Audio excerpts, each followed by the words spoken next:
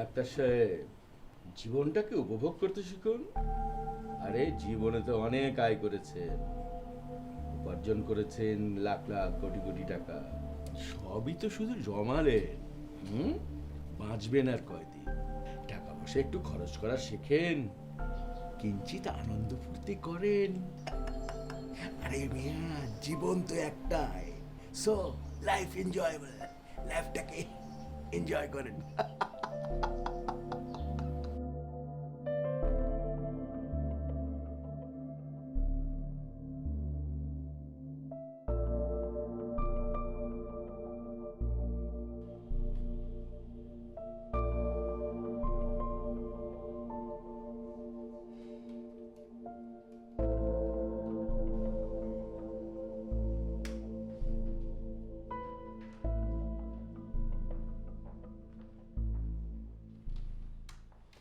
কোথায় যাচ্ছেন আপনি? স্যারের কাছে একটা জরুরি কাজে স্যারকে দরকার। স্যার এখন ব্যস্ত আছেন, পরে আসেন। এ নিয়ে 3বার এলাম।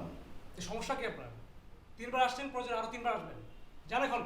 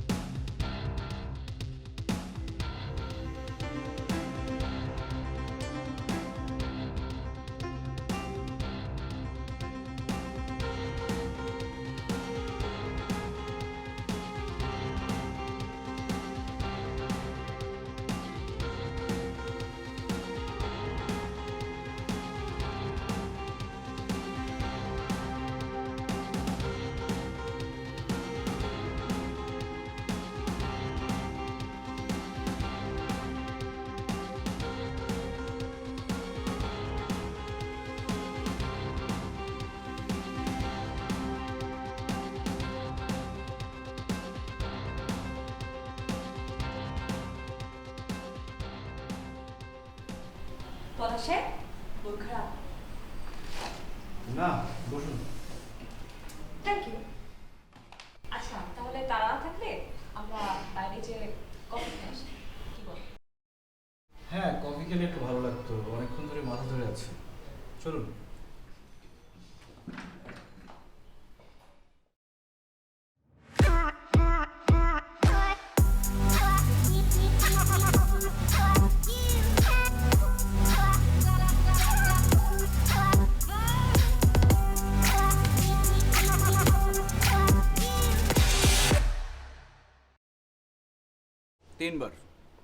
তিনবার স্যারের রুমে ঢোকার চেষ্টা করলাম, কিন্তু স্যারের পিএ শাকিল কিছুতেই ঢুকতে দিল না। চায়ের চেয়ে পিরিচ গরম। মানে? মানে কিছুই না, স্যারের রুমে নিশ্চয়ই কোনো মেয়ে মানুষ ঢুকেছে। আর আপনি তো জানেন, স্যারের মেয়ে মানুষ দেখলে কোনো কাণ্ডজ্ঞান থাকে না। ছি, স্যার সম্পর্কে আপনার এত বাজে ধারণা। দেখেন, স্যার সম্পর্কে আমার কোনো বাজে ধারণা বলে কোনো কথা নেই, ঠিক আছে? এসব ক্ষেত্রে মেয়ে মানুষের ধারণা কখনো মিথ্যা হয় না। আচ্ছা, আমি একটা কথা জিজ্ঞেস করি। হ্যাঁ, করুন। আমি যতটুকু জানি, পিএ সাহেব শাকিল আর আপনি দুজন খুব ক্লোজ বন্ধু ছিলেন। আরে না, তা না, মানে আমরা একই ইউনিভার্সিটিতে পড়তাম, এই আর কি। ও, আমার ধারণাটা ভুলও হতে পারে, কিন্তু দেখেন, আপনারা একই ইউনিভার্সিটি পড়তেন, কিন্তু আপনার আর ওনার মধ্যে আকাশ পাতাল তফাৎ। আপনি কত ভদ্র, নম্র, সোভার, আর ওই শালা কোনো আদব কায়দা জানে না। একটা ফটকা, একটা ভণ্ড, একটা অর্থলোভী, পাঁচাটা কুত্তা। থাক, অন্যের ব্যাপারে আসলে কথা না বলাই ভালো। এমডির পিএ বলে কোনো কথা না। এমডি যেরকম হারামি, তার পিএ সেরকম শয়তান। দুজনের যেমন নষ্ট তেমন মিলছেও ভালো। দুজনে চড়ে চড়ে মাস্তুতো ভাই। হা, যা বলবে তাই করতে হবে। যখন যা বলবে, খারাপ কাজ করতে বললেও তাই করতে হবে। প্লিজ, আসলে যার যার কাজের পরিণতির জন্য সেই দায়ী থাকবে। পলাশ সাহেব, সমাজের নষ্ট লোকদের পরিণতি এখন আর খারাপ হয় না, ভালোই হয়, কারণ দিনের পরিবর্তন এসেছে। আমি এত কিছু জানি না। আমি জানি যে পৃথিবী হচ্ছে আয়নার মতো। আপনি যদি আয়নার সামনে হাত উঁচু করেন তাহলে আপনি হাত দেখতে পাবেন, আর যদি পা উঁচু করেন তাহলে আপনি পা দেখতে পারবেন। চলুন। ওকে।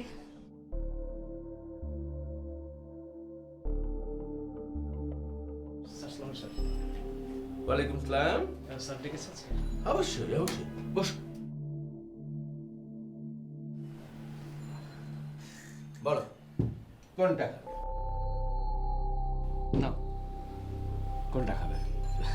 ইয়া মানে স্যার, এটা অফিসিয়াল রিলেশন না, তারপরে ফ্রেন্ডলি একটা অ্যাটমসফিয়ার।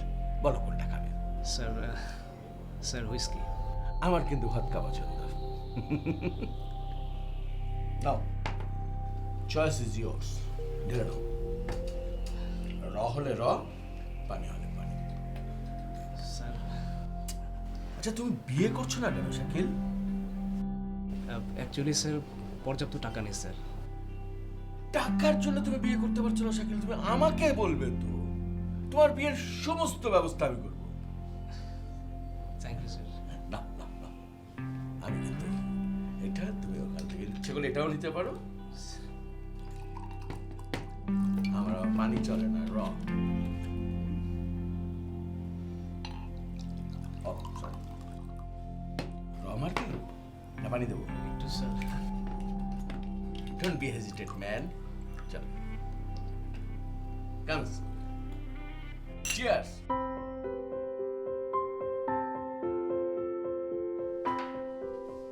পলাশ, পলাশ, টেবিলে খাবার দিয়েছি, এদিকে আসো। ওহো, এই অবেলায় কেউ ঘুমায়? আসো না প্লিজ, ক্ষুধা লেগেছে।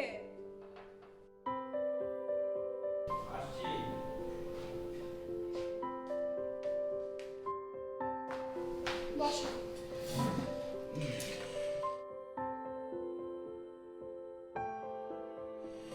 এত ঘুম পেয়েছে তোমার?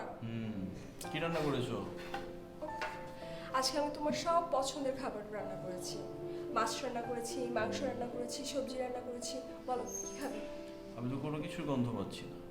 বাবু প্লিজ দুষ্টামি করো না তো, কষ্ট করে রান্না করলাম। আমি ঘুম পাচ্ছি, ঘুমালাম। আচ্ছা তুমি ঘুমাও, আমি তোমাকে খাইয়ে দিচ্ছি। ঘুমিয়ে ঘুমিয়ে খাবো?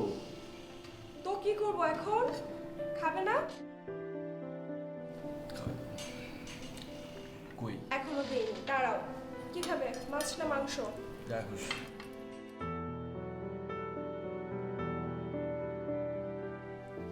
কিটা? মাংস।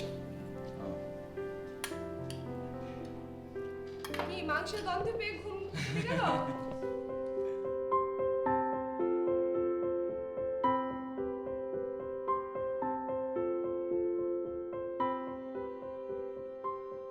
তোমার মতো একটা ইয়াং হ্যান্ডসাম ব্রাইট ছেলে বিয়ে করতে পারছে না, এটা কি হয়? আমার মতো একটা ওল্ড হ্যাগার তারপরে হর্স রাইডিং করে কেমন চালিয়ে যাচ্ছে। বাই দ্য ওয়ে, সেদিনের জিনিসটা কিন্তু খুব ভালো ছিল, প্রচণ্ড বুদ্ধিমতী অ্যান্ড প্রিটি। আচ্ছা শাকিল, এখানে সামান্য কিছু টাকা আছে, এটা রাখো অ্যাজ অ্যান অ্যাডভান্স। ভাবছি সামনের মাসে তোমাকে একটা ব্র্যান্ড নিউ কার কিনে দেবো। Thank you sir, thank you sir, thank you sir very much. তার আগে তোমাকে কিন্তু আমার একটা কাজ করে দিতেই হবে শাকিল। কি কাজ স্যার? যে কোনো উপায় হোক ম্যানেজ করে দিতে হবে। কাকে স্যার?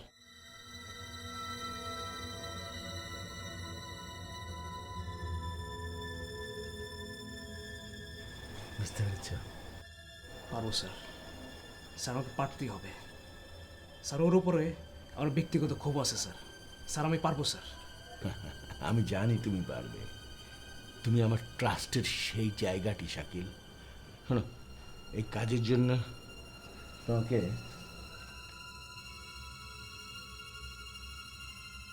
আরো 30,000 টাকা অ্যাডভান্স করলাম। Thank you sir, thank you sir. Rupna, আমি বেরোচ্ছি। তাই না? আমি তো রেডি হয়ে গেছি। আমি বের হব। এখন কেন?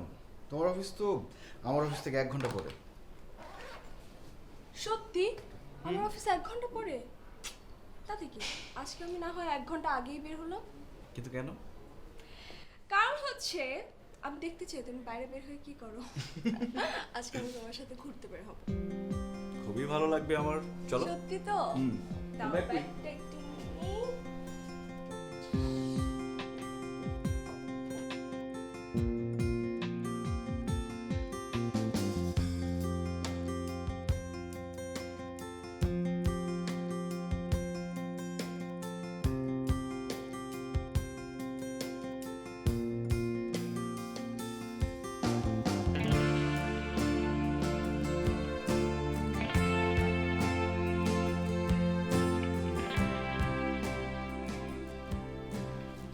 পলাশ ভাই, লাঞ্চ করবেন না? হ্যাঁ করবো, বসুন। আমি কিন্তু একদিন আপনাকে লাঞ্চ করাবো। তাই নাকি? কোথায়? বেশ কিছুদিন ধরে ভাবছিলাম আমি নিজের হাতে রান্না করে নিয়ে এসে আপনাকে খাওয়াবো। আরে আপনি রান্নাও করতে পারেন? পারি, কিন্তু ভাবির মতো এত সুন্দর পারি না। আচ্ছা, আপনি বলছিলেন না ভাবি যেন কোথায় জব করে? মিরপুর 11-তে। মিরপুর 11 কোথায়? এই তো পিএফডি নামের একটা এনজিও আছে সেটাতে। আরে পিএফটি, ওটা তো আমার বাসার কাছেই। আমার পাশের ফ্ল্যাটে রুবিনা আপা ওখানেই জব করে। ভাবিকে বলে দেখবেন, চিনতেও পারে। ও আচ্ছা পলাশ ভাই, আরেকটা রিকোয়েস্ট আছে। হ্যাঁ বলুন। সেটা হচ্ছে ভাবিকে কালকে অবশ্যই আমার বাসায় আসতে বলবেন। অবশ্যই আসতে বলুন। আমার বাসার ঠিকানা হচ্ছে 3/9 কুইনবাগ। ঠিক আছে। ডাক্তার সাহেব, আমি খুব খুশি হয়েছি। এতদিন পরে আপনি একটা ভালো সংবাদ আমাকে দিলেন। আপনি আপনার পণ ভেঙেছেন। আমার এতদিনের পরিশ্রম সার্থক হয়েছে। হ্যাঁ, আমি কিন্তু ওই থিওরিতে বিশ্বাস করি। জীবনের অর্ধেক সময় টাকা কামিয়েছেন, বাকি অর্ধেক সময় টাকাটা খরচ করবেন, লাইফটা এনজয় করেন। এত টাকা কি করবেন? টাকা কি কবরে নিয়ে যাবেন? হ্যাঁ, কবরে এই টাকা কিন্তু চলবে না। কি ঠিক না? একটা জীবন উপভোগ করেন। ওয়ান্স আপন এ টাইম। লাইফ কোনোদিন আপনাকে দ্বিতীয়বার সুযোগ দেবে না। সুযোগটা কাজে লাগাতে হবে। ফাইন ফাইন, আমি ব্যবস্থা করছি।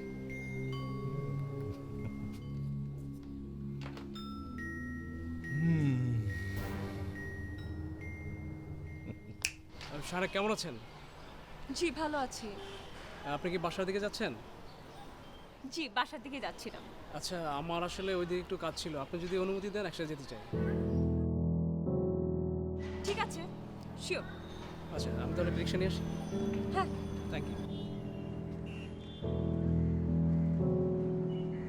আমি যতদূর শুনেছি আপনি আমাকে খুবই ঘৃণা করেন। না, আসলে বিষয়টা সেরকম না। আপনি আমার সম্পর্কে কতটুকু জানেন আমি ঠিক জানি না, তবে আপনি আমাকে যতটুকু খারাপ ভাবছেন আমি আসলে অতটুকু খারাপ না। এইসব কথা কেন বলছেন? না, বলছি এই জন্যে একটা মানুষ আমাকে খারাপ জানবে, আর সেটা যদি সত্যি না হয় তাহলে সে ভুলটা ভাঙিয়ে দেওয়া আমার দায়িত্ব।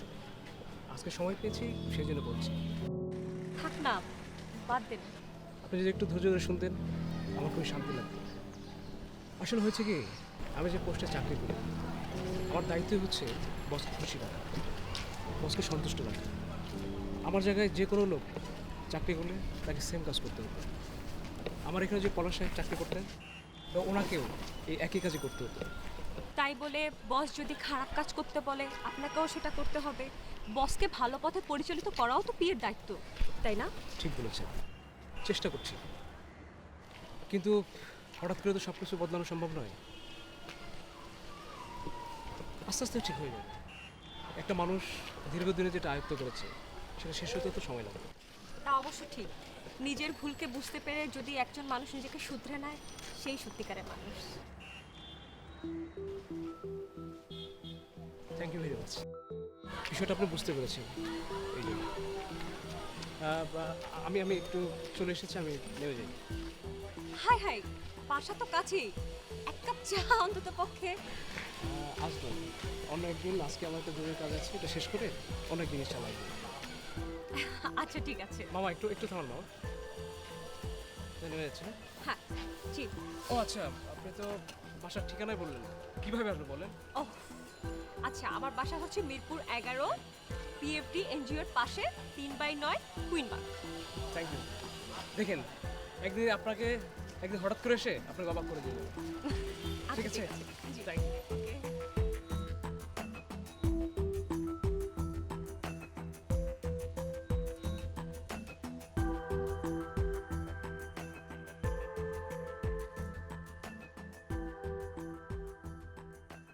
বাবু, আজকের খাওয়া কেমন হয়েছে?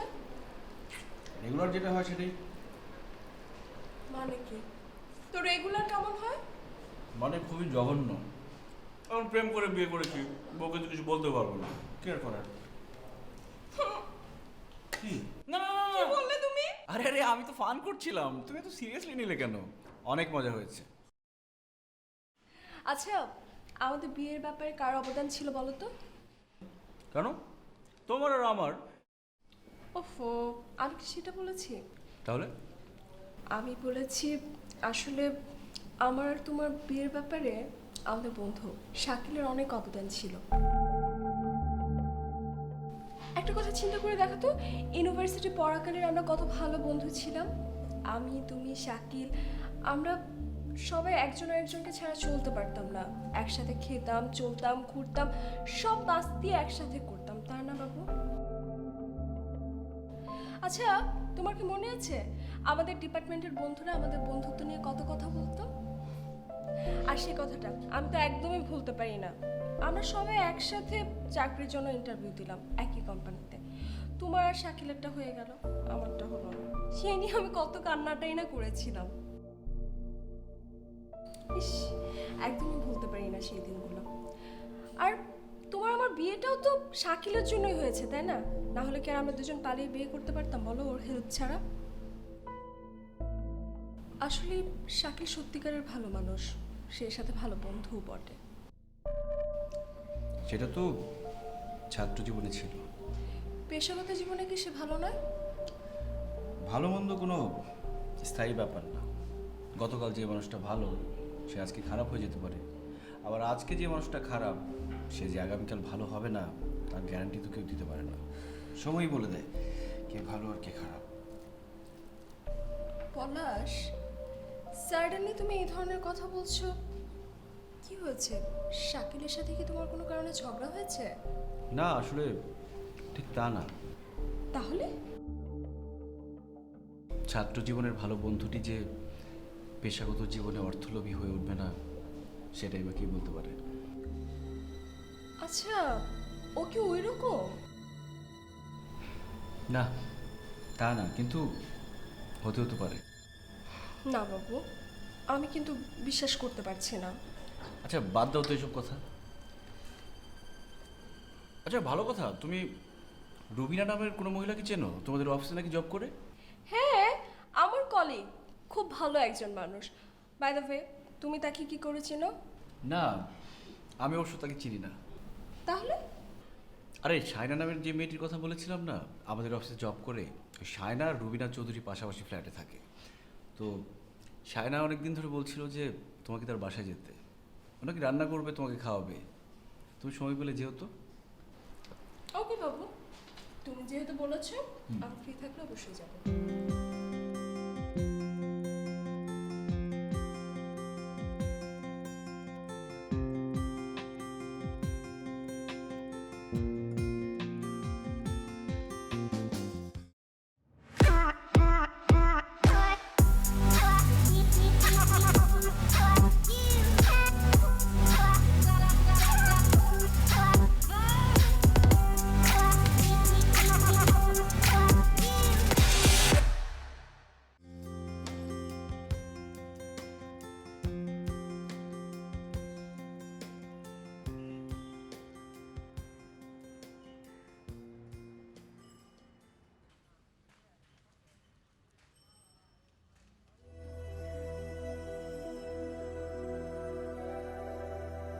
কি ব্যাপার, শায়না এখনো অফিসে এলেন না কেন?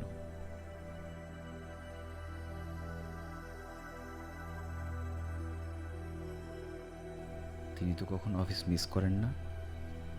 নাকি ছুটি নিয়েছেন? হ্যাঁ, এটাই হতে পারে।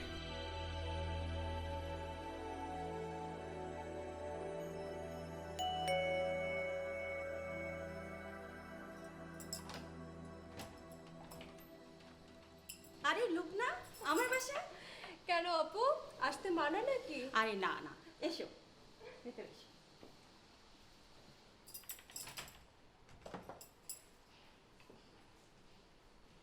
এসো।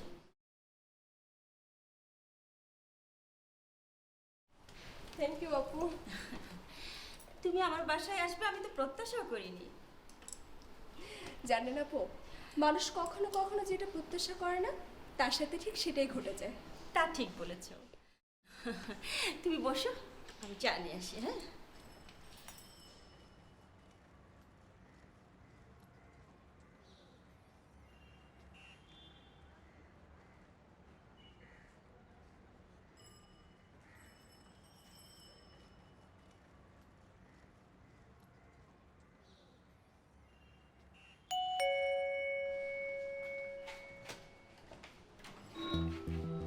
কেমন আছেন?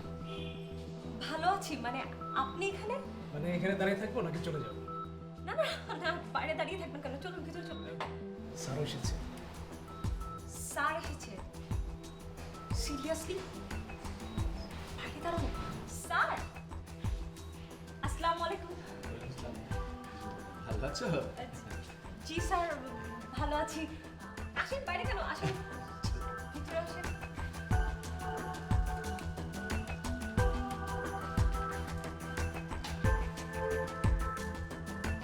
স্যার, আসেন, আসেন স্যার। আপনারা বসেন, বসেন স্যার।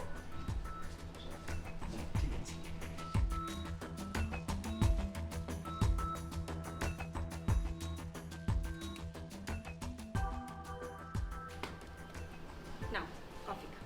কফি খেতে খেতে আমরা গল্প করি। Thank you. আপু, আজকে আপনি অফিসে যাননি কেন? আর বলো না, প্রত্যেক মাসে প্রথম মঙ্গলবার আমাদের ফ্ল্যাটে একটা করে অনুষ্ঠান হয়, আর সেই কারণেই আজকে আমার অফিসে যাওয়া হয়নি। ও আচ্ছা, বাসার বাকি সবাই কোথায়? রিয়াকে নিয়ে ওর বাবা ঘুরতে গেছে, চলে আসবে, এক্ষুনি চলে আসবে। তুমি একটু বসো, আমি একটু দেখি রান্নাঘরে কি হচ্ছে। হ্যাঁ, ঠিক আছে। না মানে হঠাৎ করে চলে এসে তোমাকে বিব্রত বোধ করে ফেললাম। না না, ঠিক আছে। আসলে হয়েছে কি, আমি আর স্যার মিটিং শেষ করে এই দিক দিয়ে যাচ্ছিলাম। স্যারকে বললাম শাইনার বাসা এখানে, চলে এক কাপ চা খেয়ে আসি। স্যারও রাজি হয়ে গেল, আর আমিও ভাবলাম আপনাকে একটু অবাক করে দিয়ে যাই। হ্যাঁ, আসলে বস যে সত্যি সত্যি আমার বাসাতে আসবেন আমি এটা মানে ভাবতেই পারিনি। তা আপনি বাসায় একা কেন, আর কেউ নেই? ওহো, আমার সাথে যে মেয়েটা থাকে না, সোহানা, ও আজ সকালবেলায় গ্রামের বাড়িতে বেড়াতে গিয়েছে। আচ্ছা বস, আপনি একটু বসেন, আমি একটু আসছি। হ্যাঁ, একটু বসেন।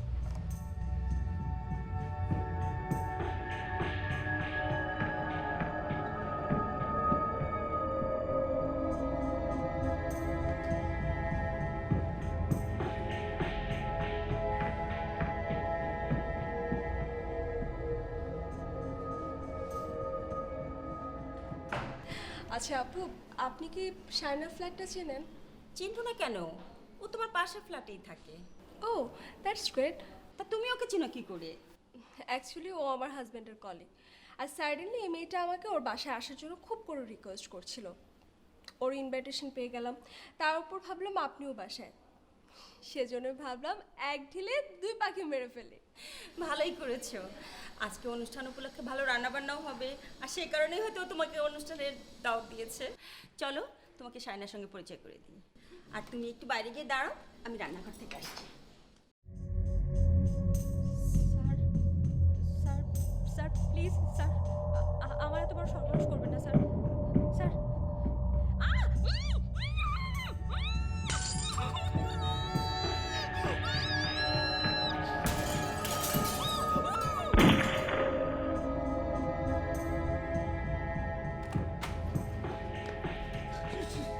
Shakil, Shakil, safe me, Shakil, safe me please, Shakil. ব্যবস্থা করে দ্রুত দ্রুত বেরোতে বস। মোবাইল কোনো ডকুমেন্টস আছে যাবে না বস দ্রুত চলে বস।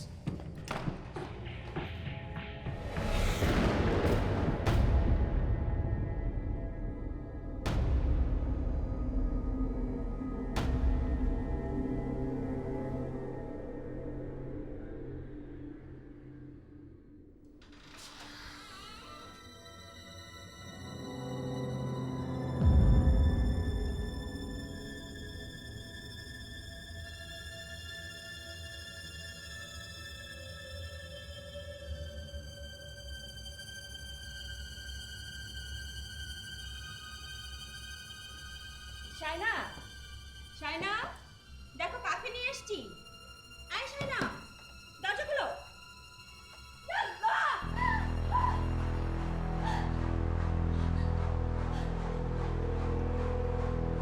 শাইনা, শাইনা তোমার কি হয়েছে? শাইনা কথা বলছো না কেন? কি হয়েছে তোমার? শাইনা, লুবনা, মনে হচ্ছে কিছুক্ষণ আগে ওকে কেউ মেরে ফেলে রেখে গেছে। হ্যাঁ হ্যাঁ আপু, আমি দেখেছি দুজন লোককে এই রুম থেকে বের হয়ে যেতে দেখেছি। তুমি কাউকে চিনতে পেরেছো? চিনেছি কিনা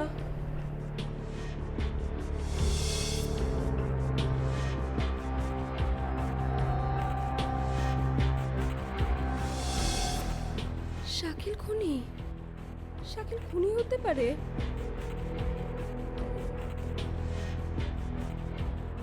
হ্যাঁ পলাশ সাহেব বলুন কি জন্য ডেকেছেন? শায়না খুন হয়েছে, তুই জানিস?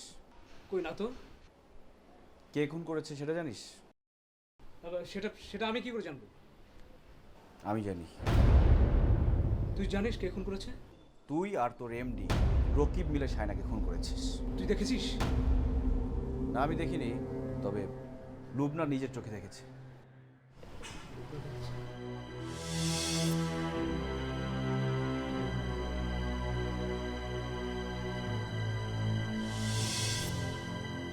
লুবনা তোদের বিরুদ্ধে পুলিশের কাছে সাক্ষী দেবে।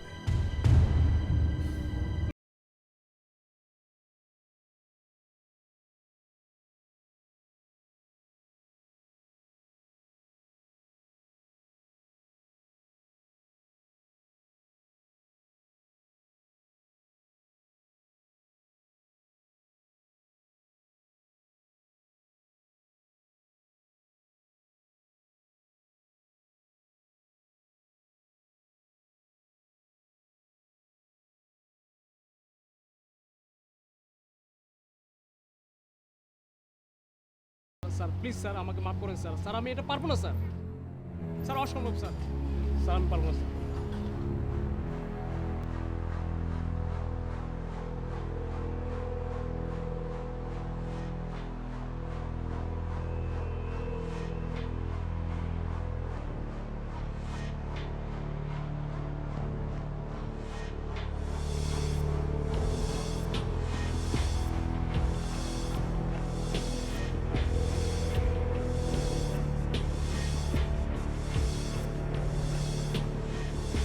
শাকিল,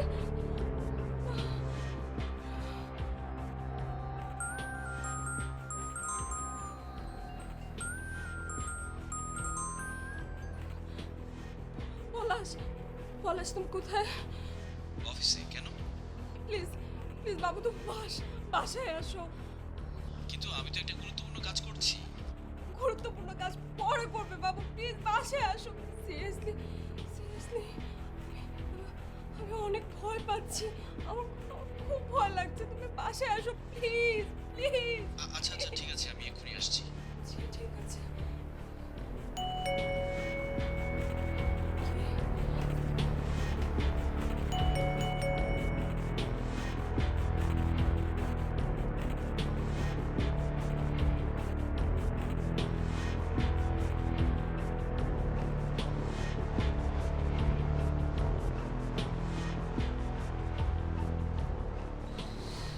শাকিল, তুই তুই এই সময় আমার বাসায়? তুই আমাকে খুন করতে দেখেছিস? খুন?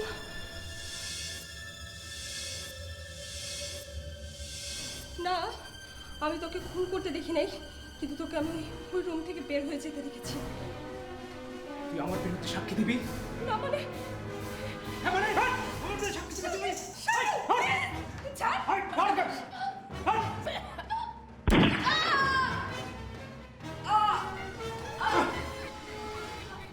কোন সাক্ষী বাঁচিয়ে রাখতে চাই না আমি। কোন সাক্ষীটাকে বেঁচে থাকবে না। কোন সাক্ষীটা বেঁচে থাকবে না। এই, এই চল। শাকিল তুই আমার পাশে কেন? হ্যাঁ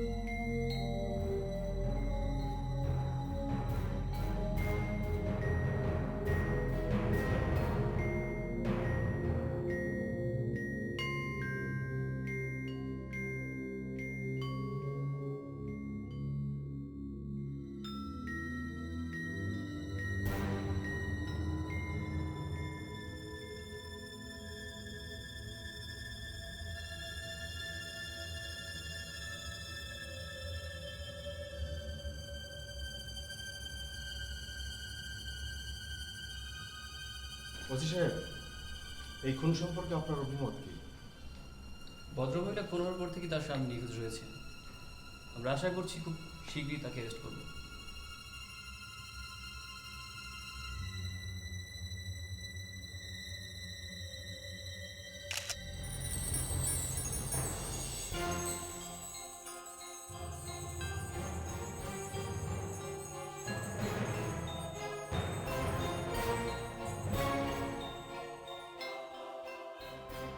আচ্ছা, পলাশ ও লোবনার মধ্যে সম্পর্ক কেমন ছিল? ওদের মধ্যে সম্পর্ক খুব ভালো ছিল। খুব ভালো সম্পর্ক থাকলে স্বামী কখনো তার স্ত্রীকে খুন করতে পারে না। আমিও তো তাই ভাবছি।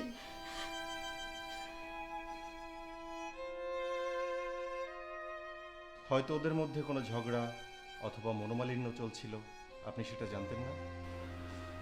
হতেও পারে, আবার নাও হতে পারে। সবার ধারণা ওদের মধ্যকার ঝগড়া অথবা অন্য কোনো বিষয়ে মনোমালিন্য লুবনার মৃত্যুর কারণ। আমি ঠিক জানি না। আচ্ছা, আরেকটা বিষয়, ওদের তো পারিবারিকভাবে বিয়ে হয়নি, না। পালিয়ে বিয়ে করেছিল। হ্যাঁ। বিয়ের 3 বছরেও ওদের কোনো সন্তান হয়নি। জি না। এটা কি একটা কারণ হতে পারে না? আমি আর কিছু বলতে পারবো না।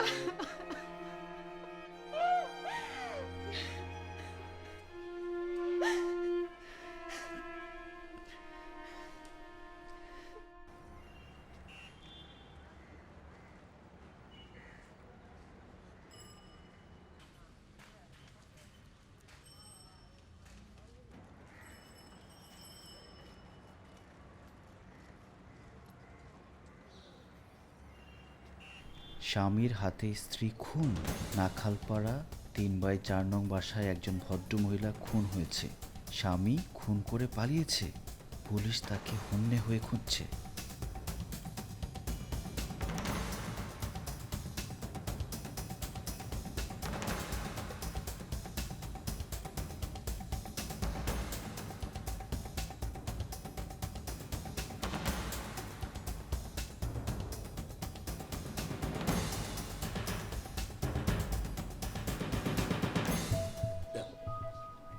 রাঙা, তুমি তো আমার ছোট ভাইয়ের মতো, বহুদিন যাবত তোমাকে আমি চিনি এবং আমার সমস্ত কিছু তুমি জানো।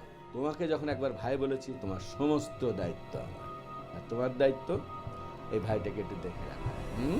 তোমার টোটাল সাংবাদিক বন্ধু বান্ধবদেরকে নিয়ে আমাকে একটু প্রোটেক্ট করা। ক্লিয়ার? আর অফিসার, আই স্যালুট ইউ। এই যে আপনারা আছেন বলে আমরা রাত্রে ঠিকঠাক মতো ঘুমাতে পারি। যত কথাই বলুক মানুষ, আপনারা শেল্টার না দিলে আমরা রাত্রে 1 মিনিট ঘুমাতে পারতাম না। অলওয়েজ আপনাদের ডিউটিকে স্যালুট করে যাবে। ভাইটাকে একটু দেখে রাখবেন, আমি আপনার সাথে। চেয়ার। আচ্ছা, এগেইন তোমার সাথে চলো।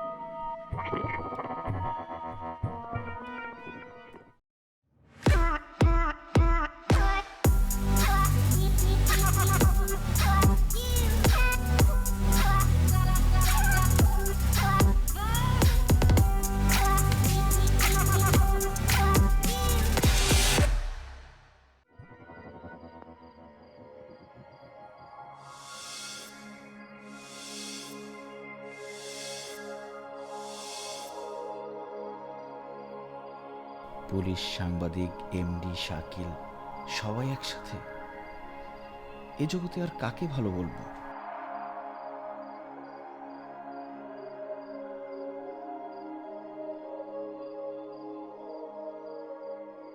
এক সময় ছাত্র জীবনে যে সবচেয়ে ভালো বন্ধু ছিল, কর্মজীবনে এসে সেই সবচেয়ে বড় শত্রু হলো, আমার স্ত্রীকে খুন করলো। যে খুনি সে ঠিকই দিব্যি ঘুরে বেড়াচ্ছে, আর আমি নিরপরাধ, আমি খুনের দায়ে পালিয়ে বেড়াচ্ছি।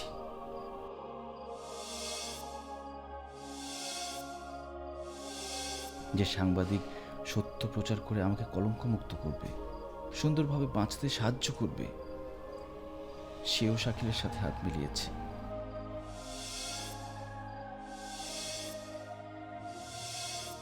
যে পুলিশ আসামিকে ধরে নিরপরাধ মানুষটাকে সুন্দরভাবে বাঁচার স্বপ্ন দেখাবে, উৎসাহ দিবে, সেই পুলিশটা এমডি স্যারের সাথে হাত মিলিয়েছে।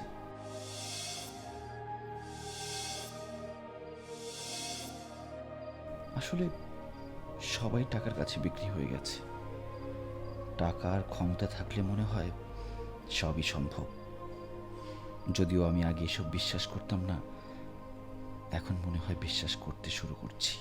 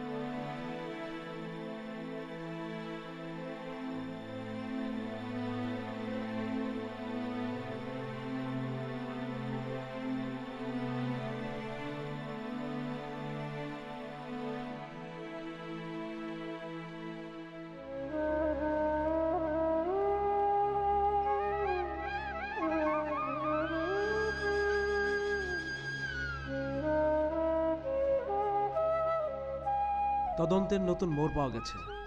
তদন্ত চলছে, তদন্ত চলবে। সুরাহা হবে কিনা জানি না। এ যেন গোল গল্প, যার শুরু আছে কিন্তু শেষ নেই।